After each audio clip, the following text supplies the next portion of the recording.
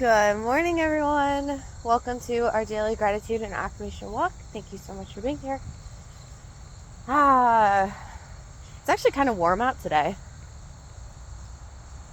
And it feels like it's still night a little bit. I don't know if you can hear the bugs. The constant drone of bugs today. Number one gratitude is we get to set our intention, set our mind right with this walk outside. Number two,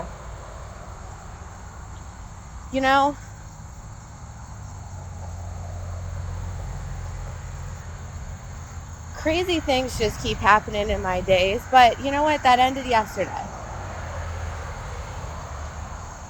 So instead of actually focusing on what happened, I'm just going to focus on all the lessons that I've learned from that experience. I have complete power and control in deciding how I interact with something and how I want to move forward.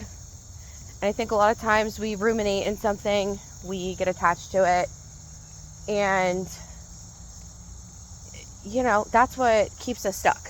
So second gratitude is I'm grateful for all of the lessons that I received yesterday. And honestly, even when something upsetting happens in your day, that's just a moment where you get to decide how you're going to free yourself. And it has really nothing to do with other people. So let's go through some of the lessons. I guess the first one and most important one is going to be that, I am going to free myself. And just with horseback riding and really taking a look this year around my own boundaries and lack of boundaries, I feel like this is a situation that is showing me and telling me that I do not have good boundaries for things coming in or things going out. What does that mean? So this will be number 3 gratitude. My friend John and I, we did not do the podcast yesterday. We ended up actually just talking for a few hours just about our different situations, getting an alternative perspective. So,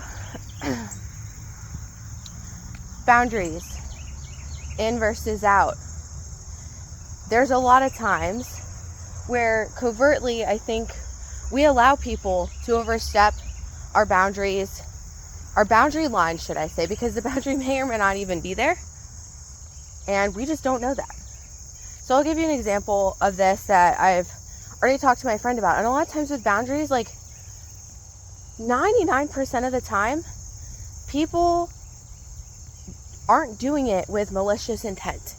If you have someone in your life that is overstepping your boundaries with pure malicious intent, that is clear sign they should definitely not be in your life. But most of the times, people are unaware because, they don't have your perception, or, are just looking at it in a different way and might have gotten portions of how you felt if they're a little bit more observant or intuitive like that, but don't have the full picture, right? So I was having a conversation with my friend,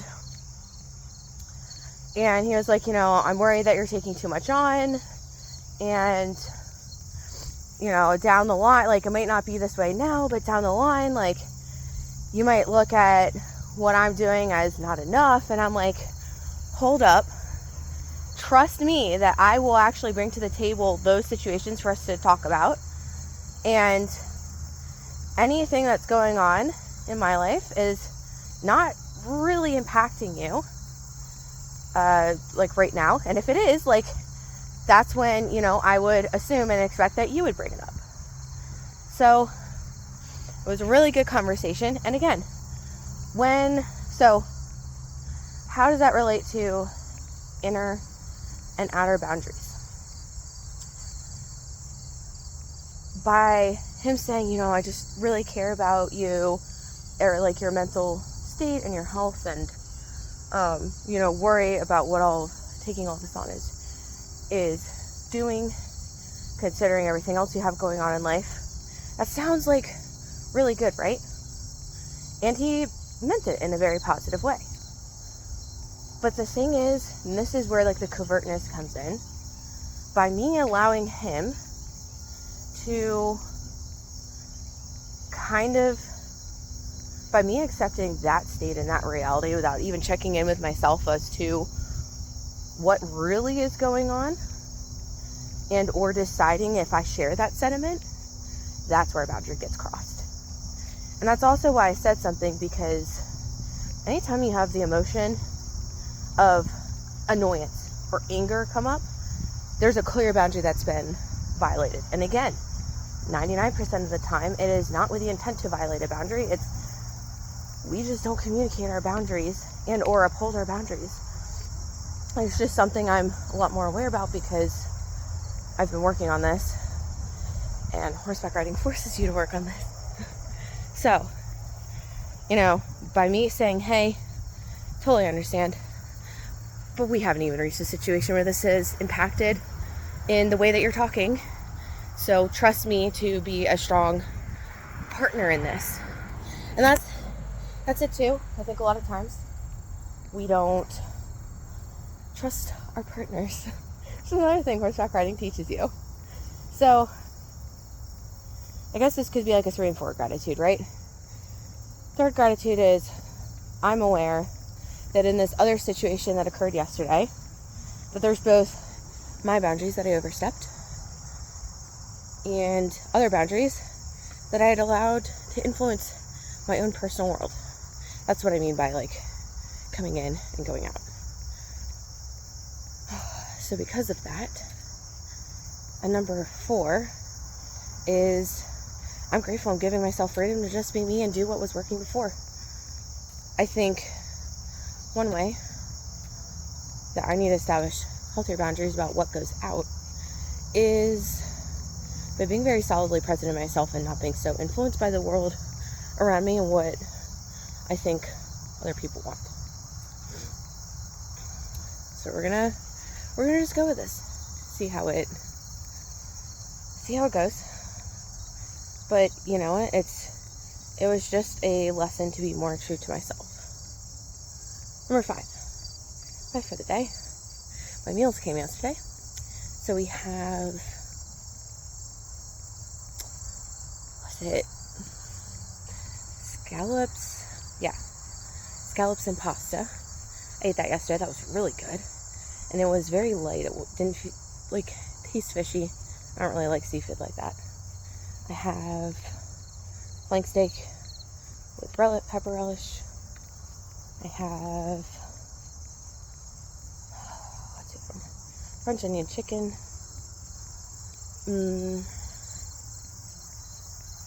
What else? Morning. I have s'mores bars, which I did eat one of those yesterday. That was pretty good. There's also like little salt flakes on top, which brought out all the flavor. That was really nice. Oh, Mediterranean chicken with a bean salad. So that came at the perfect time. I literally it was the middle of the day, and I was like, you know what? It's time for a s'mores bar. Number 6. So grateful and proud of myself for how much inner work I've been doing. Dealing with a harsh inner critic is not easy. We all have it in varying degrees. But I've come so far from, when I was a kid or when I was younger, and you internalize a lot of stuff. And it really impacts how you show up. But yesterday I realized, and this is another gratitude, I started showing up for myself first and trying to give myself what I need before I started just really thinking about the situation to make sure that I could think about it from a state of clarity, which is such a world away from what I would have done in the past. but it allowed me to get some thoughts, ideas together and address it. Number 7. 7 for the day. What the heck? Do you guys see this? This pile of watermelon. Someone was having a party. 7 for the day. Grateful for new days. You know, also grateful that I'm just giving myself a break this week. Like I said, new day. We're resetting. You know, you have a lot of situations happen in life that you get to choose what kind of person you're going to be and how you're going to react to those situations. And really, that's all about you. It's not about the external situation at all. Number 8. I thought for a second I almost stepped on a snake. Number 8. I am grateful it's a long weekend, though. Grateful that it's a long weekend. I will say I am trying to not put emphasis on the fact that I have things that I've wanted to get done, and I've just been very burnt out. I think last week was health. This week it's just really random, like my camera, the situation, other things going on. So I will say that I am very grateful that I have a day off, and I'm just really looking forward to being productive on that day. Number 9. 9 for the day. I'm so excited to still get the color analysis back. Like I said, my closet, stuff has to go. Sometimes too, guys, it means that we got to get rid of stuff that like can be useful, but we haven't been using it. Like, I have 2 wrapped canvases that have sat in my closet for probably 4 to 5 years. I could use them. When? So really just creating space for everything, I think, is the goal right now. I heard something interesting. Read something yesterday that said whoever came up with a does it spark joy method, they were saying her method of asking does this object spark joy never worked. But then I heard from somebody else, if it was covered in poop, like, would you clean it off and wash it, or would you throw it away? That is an interesting concept I have never thought about before. But honestly, we'll get you there quite quicker, because a lot of times we're just emotionally storing things in these objects, and most of it's not good for us. Like, it doesn't make us feel good. Anyways, looking forward to decluttering. Number 10. 10 for the day. It's looking like I might get to do a couple of trips with my friends. We'll see. We'll figure it out. And, everything is figure outable. But I am excited if the Washington trip, you know what, I might as well just take myself to Washington anyways this year. Usually that's what I do anyway. So my friends can't go, I go myself. But those are my gratitudes for the day. We have positive things to look forward to. We will nourish ourselves, take the excess, and, pour in others. Gratitudes, or affirmations.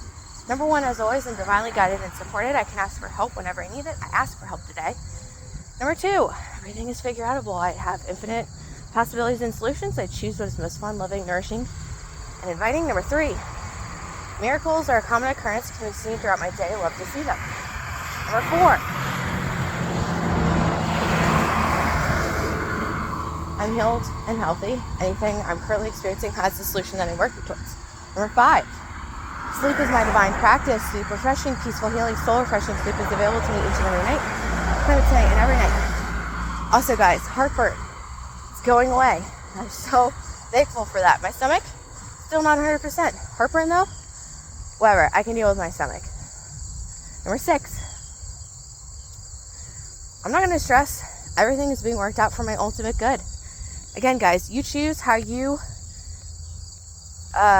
use situations that occur in your life. Number 7 for the day, I lean deep in nourishment and healing of self. Number 8 for the day. 8 for the day is going to be